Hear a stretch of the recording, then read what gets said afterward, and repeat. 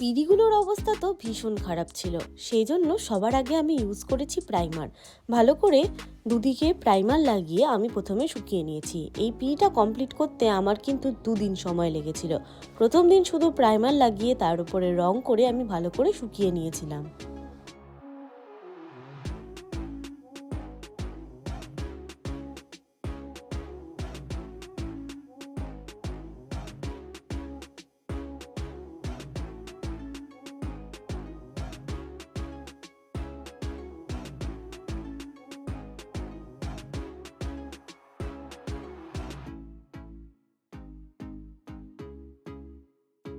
এই পিঁড়িটা রং করতে করতে তোমাদের সঙ্গে একটু গল্প করি।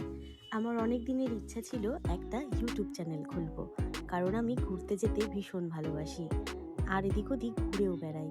কিন্তু আমার বিয়ে ঠিক হওয়ার পর থেকে আর সেইভাবে ঘুরে বেড়ানো হচ্ছে না। জানোই তো বাঙালি বাড়ির বিয়ে কত রকম কাজের চাপ থাকে। তাছাড়াও কিন্তু আমি ছবি আঁকতে আর নাচ করতে ভীষণ ভালোবাসি। তাই ভাবলাম আমার চ্যানেলে এইসব নিয়েই টুকটাক ভিডিও আমি শেয়ার করব। এখন তো চলছে বিয়ের প্রিপারেশন, তাই ভাবলাম বিয়ের পিঁড়িটাকে যখন আমি রং করতে বসবই তখন একটা ভিডিও বানাই, দেখি কতটা আমি এই পিঁড়িগুলোর অবস্থা ফেরাতে পারি। চেষ্টা করছি যতটা হয়।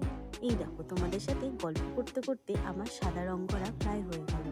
এই রংটা করার পরে ভালো করে পিঁড়িগুলোকে আমি শুকিয়ে নেব। তারপর এর উপরে আবার আরেকটা কোটিং করব। আসলে পিঁড়িগুলো সমান না হওয়ার জন্য কিছুতেই রং বসছিল না। দেখো, অনেক জায়গায় ঘুনে খেয়ে রয়েছে, সেই জন্য সেখানে কিছু কাঠের গুঁড়ি দেওয়া ছিল, যার কারণে কিছুতেই রং কিন্তু একদম প্লেন হচ্ছিল না। যতটা হয় আমি চেষ্টা করেছি, দেখি ফাইনাল রেজাল্ট কি পাওয়া যায়।